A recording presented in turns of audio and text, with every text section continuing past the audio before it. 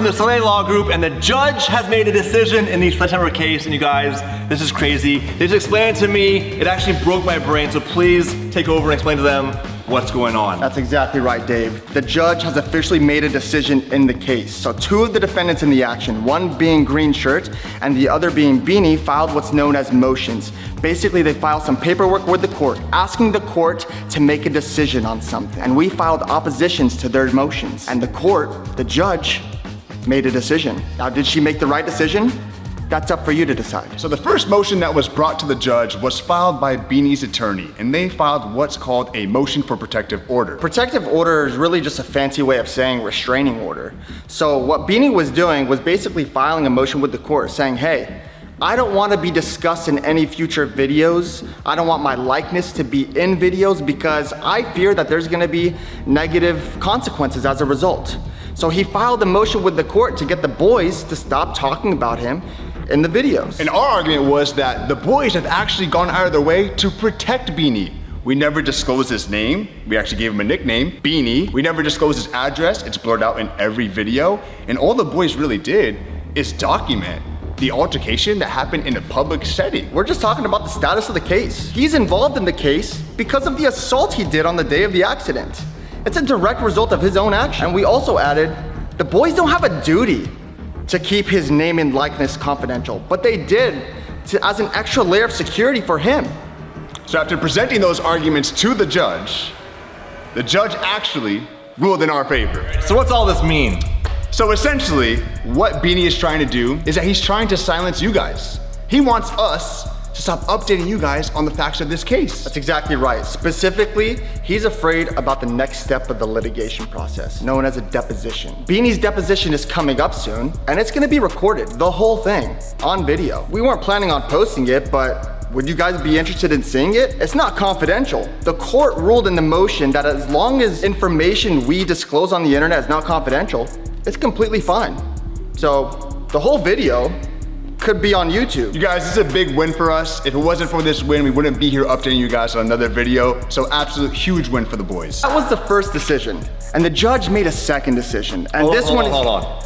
The second one's crazy, and we'll get there. I have some questions about the deposition. A while back, you said it's an awful process. Why is it so bad? What makes it hard? It's really difficult because a deposition can be 6 hours, 8 hours, and a full day, and essentially, I'm just asking the person questions. Like what kind of questions? Well, anything relevant to the case. And something that might be relevant is whether or not Beanie has ever been convicted of a felony. Another thing to note, in a deposition, it is under oath, which essentially means that you're testifying in court. It has the same effect. It's under the penalty of perjury.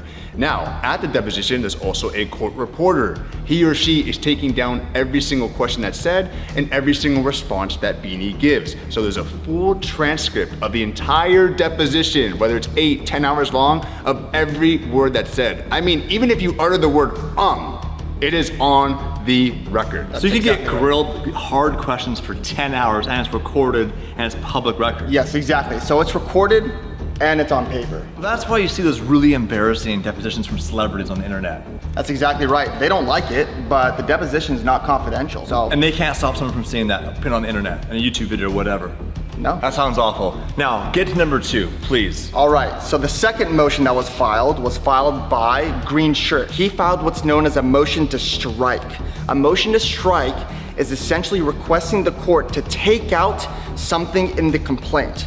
And one of the things that he wants taken out are punitive damages. What are punitive damages? It's a big word. So punitive damages are essentially, we're asking the court to provide us with money to punish the defendant for his wrongful actions. And in order to be entitled to punitive damages, you need to show that the defendant was guilty of fraud, oppression, or malice. Any of these 3 will justify an award for punitive damages. What's malice mean? Malice essentially means malicious behavior. Essentially, if you're acting with some sort of evil intent. Which we saw.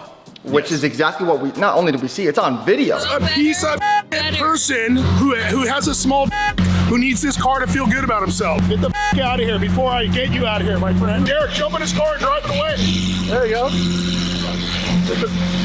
driving away. Punitive damage is like a punishment. You did something bad. We're gonna punish you by you paying money, so hopefully you don't do it again. Yes, that's exactly right. The whole purpose of punitive damages is they are designed to deter that conduct from happening in the future. So they're designed to punish you so you learn from your actions and you don't do the same thing again. So would that mean Green Shirt doesn't want to be punished for his actions? That's exactly right. And punitive damages are actually not covered by insurance companies. So if we get an award for punitive damages by the court, that has to come out of his pocket. Okay, so Green Shirt doesn't want to be disciplined for his actions. How does he explain that to a judge? Okay, so think of punitive damages like this. It is despicable conduct that is despised by ordinary people or in an ordinary society. Which is what he did. Exactly. Now take a look from, this is their argument. They are trying to say Green Shirt's actions of calling Damon a piece of person, a small motherfucker, stating that while that might be rude, it's ordinary behavior. Ordinary. So in your face, piece of shit motherfucker, you got a small dick, you're a piece of shit person. That's normal in society. Yeah, so we took the stance of saying, look, if we're going to allow this to be ordinary behavior, what kind of society are we going to create here? We're gonna allow people to walk around, leave the grocery store and say, hey, you're a small motherfucker, you're a piece of shit person. We'll have altercations every minute. Not only that, but he stopped the car. He trapped Damon. Like, there's a physical movement in the camera, in Damon's face. Yep. It wasn't just rude behavior. It was getting in his face, making Damon reasonably fear for his safety. That's another layer the court considered. It wasn't just rude behavior. It was the fear aspect of getting in his face and calling him a small motherfucker and having Damon reasonably believe the next thing that was gonna happen was probably a punch or a strike. Well, then he instigated somebody to go and damage the car, move the car, or whatever else is possible. It wasn't just a few things. It was a lot of things, dude. Like, the court actually specifically said that. They specifically considered the fact that he had incited, encouraged, and instigated Sledgehammer to do something to the Lamborghini. there is not an ounce of accountability this entire process. It actually hurts my brain that they think that behavior is okay, which means, guess what? They're gonna do it again. And the court ruled in our favor. No, we need more of that.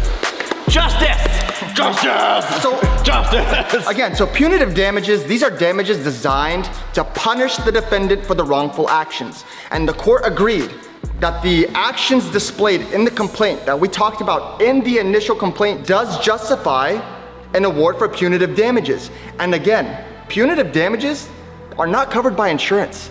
This has to be paid out of the defendant's pocket. All right, guys, 2 huge wins for the boys.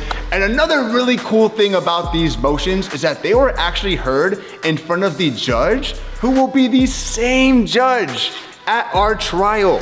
So next we have deposition. Maybe the next video you see won't be me talking, it'll be Beanie explaining his action, answering these tough questions. That's exactly right, Dave. The next phase of the litigation process is the deposition. And the first one we were likely taking is Beanie's.